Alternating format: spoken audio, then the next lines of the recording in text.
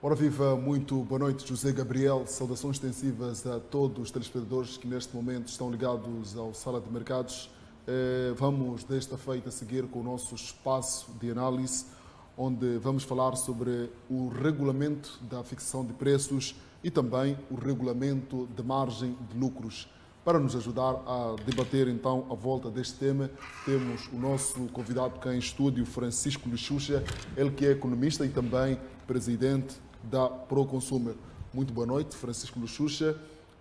A pergunta de partida é esta. Saímos recentemente da quadra festiva, uma altura em que os consumidores, por um lado, queixavam-se da especulação de preços, mas por outro lado tínhamos comerciantes que diziam que estavam a estabelecer preços com base numa garantia que eles teriam da margem de lucros. E fica aqui uma margem de penumbra por parte dos consumidores. Como é que essa margem de lucro é fixada? Muito obrigado. Em primeiro lugar, agradecer este convite, não é? E desejar um bom ano a todos os moçambicanos, os consumidores em particular, e muito em particular para os acompanhantes deste canal. Bom, normalmente costumo fazer sempre uns 2 segundos, 1 minuto de aspectos teóricos sobre a própria legislação, né? Para depois facilitar a percepção e o acompanhamento do tema, do debate, da discussão, né? Portanto, neste caso estamos a falar da fixação da margem de lucro, né? Portanto, são 2 assuntos, né? Então temos que recordar que um é fixação, outro é afixação. Então vamos começar pela fixação. Fixação significa estabelecer um limite, não é? Portanto, que não se deve ultrapassar. Portanto, o regulamento sobre a fixação da margem de lucro estabelece a partir de que ponto, até que ponto, né? Até que ponto é que o preço não pode ir acima. Pode ir de um determinado ponto até a um determinado nível. Portanto, esse nível chama-se fixação, não é? E este regulamento prevê, né? Portanto, como sabe, o nosso país abraçou uma economia de mercado, não é? Um país que abraça uma economia de mercado significa que há liberalização de preços, não é? Mas de acordo com as regras económicas hoje, que não são de rigidez total, há áreas da economia em que não é possível deixar que a economia ande à deriva, não é? São casos de serviços públicos como água, energia, etc., em que o Estado intervém diretamente, mas também há um cabaz de produtos de primeira necessidade que o Estado tem que regular, não é?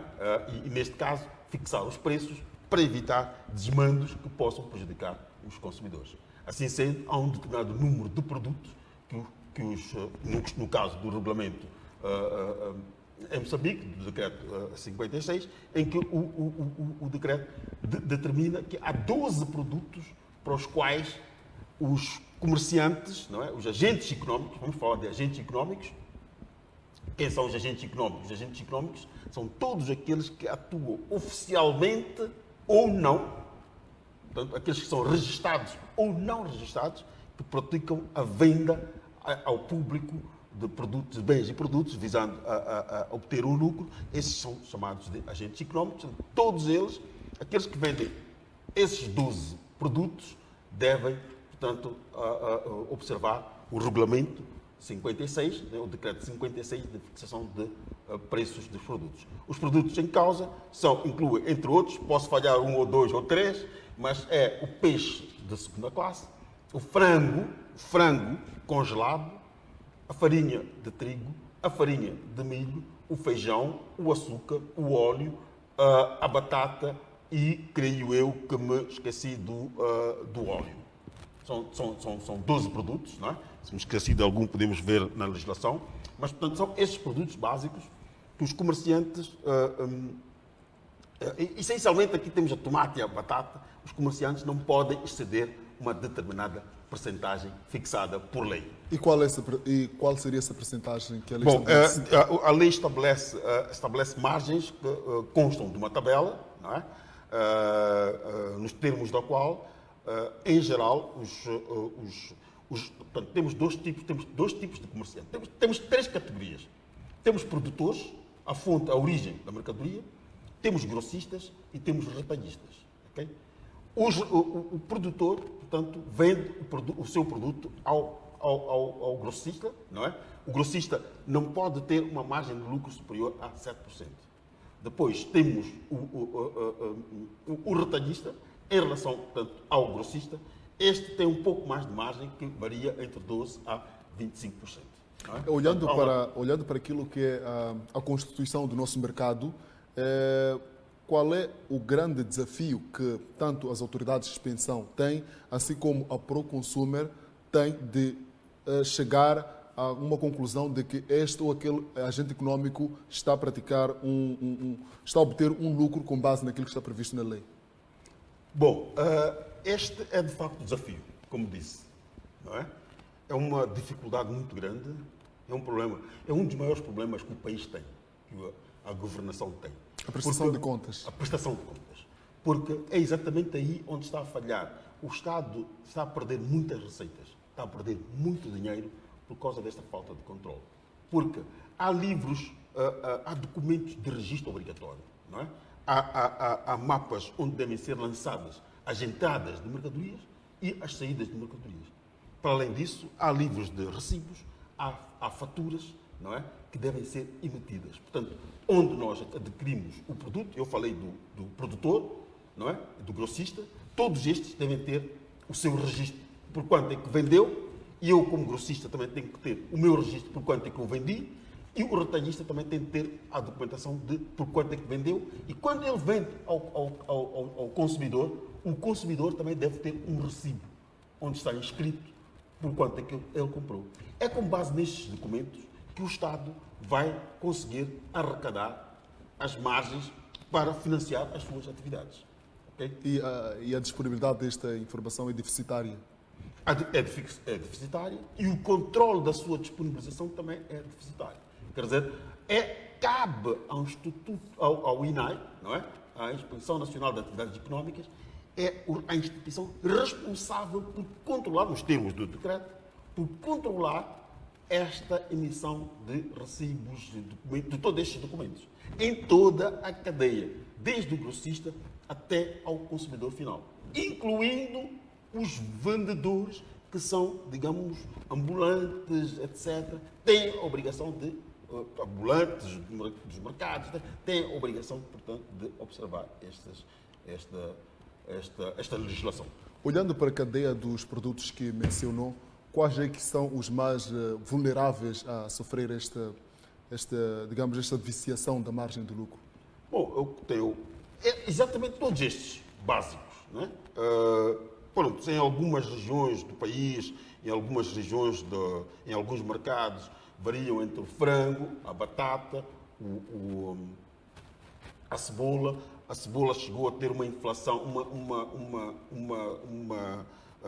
digamos, uma apreciação do nível de 100%. Quer dizer, a cebola estava em novembro a 300 meticais o saco, 250 a 300 meticais, e na quadra festiva estava a 600, 650 meticais. Portanto, é uma situação completamente abismal, considerando, portanto, as margens tanto para o grossista como para o retalhista, como a margem de lucro do retalhista. Portanto, é completamente absurdo.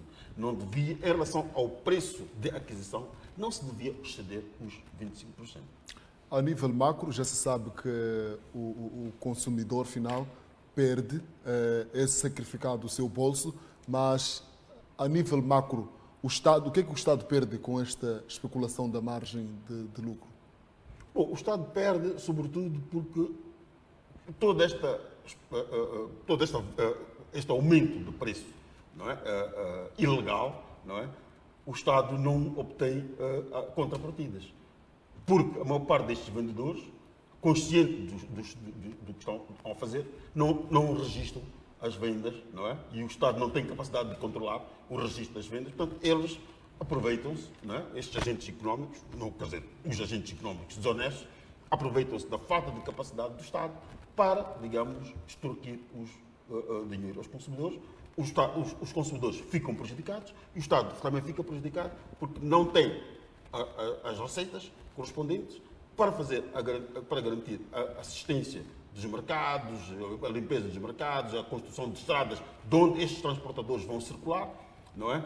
Etc. Há uma série de prejuízos para o Estado que não são cobertos devido a este desvio, digamos, que ocorre em relação à legislação vigente.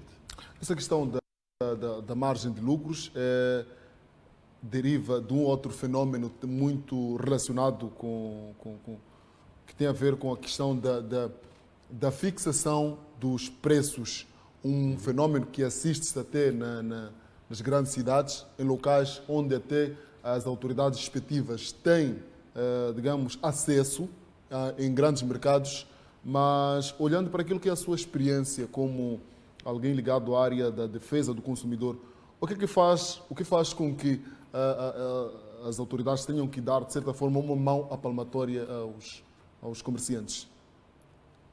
Bom, esta última parte não ficou muito clara sobre o que é que pretendia exatamente. O que eu pretendo saber? Sabemos que há esse problema da não fixação dos preços, Okay. mas de alguma forma o Estado deixa passar. Será que aqui é uma questão da fragilidade? O que estará por detrás? Porque sabe-se que há estabelecimentos que não fixam os preços e a INAI às vezes sabe disso. Por que até hoje continuamos a ter este problema? Sim. Aqui voltamos, portanto, ao início. Este é o segundo ponto, não é? Que tem a ver com a questão da afixação, não é? É bom recordar o que é a fixação. Dissemos que era fixação, agora o que é a fixação? A fixação é quando, num determinado produto, a gente coloca o preço, né? Ou numa tabela, né, junto à loja, nós colocamos a relação de produtos que estão expostos e os seus preços. Portanto, é obrigatório, nos termos da lei, na República de Moçambique, todos os produtos vendidos, desde o primeiro restaurante de classe A até ao último, desde o primeiro mercado, desde o primeiro estabelecimento até a última barraca, até o vendedor informal, todos eles são obrigados a fixar os preços nos produtos. Acho que tem ideia de que há uma série de produtos que nós vemos aí na rua, não tem. Até os vendedores de roupa e de produtos de calamidades deviam ter, nos termos da lei, deviam ter preços indicados em cada um dos preços. Eu não vou fugir muito, mas vou dar o exemplo do Malau. No Malau não há uma única agulha, não há um único vendedor de ovos na rua, não há um único vendedor de sapatos ambulantes, muito menos estabelecimentos comerciais, lojas, restaurantes, etc., que não têm os preços. Os preços não são feitos em função da cara, são feitos em função daquilo que está previsto na lei que devem ser fixados. Ora, a não fixação de preços, voltamos à mesma situação. Portanto, a fixação de preços também é uma atividade que deve ser regulada, nos termos da lei, deve ser regulada pelo INAI. O INAI não tem capacidade de controlar esses preços, a fixação de preços, os agentes económicos fazem e desfazem, incluindo alguns estabelecimentos oficiais, farmácias, supermercados. Eles têm preços para certos produtos, mas para outros produtos, chegas numa farmácia, há medicamentos que não têm preços, há medicamentos que têm preços. Portanto, é necessário, né, que o Estado tenha uma ação muito maior. Portanto, o INAI deve ser... Bom, também colocou a questão das instituições de defesa do consumidor. O INAI é um dos nossos primeiros maiores colaboradores para consumos. Nós temos uma colaboração muito forte.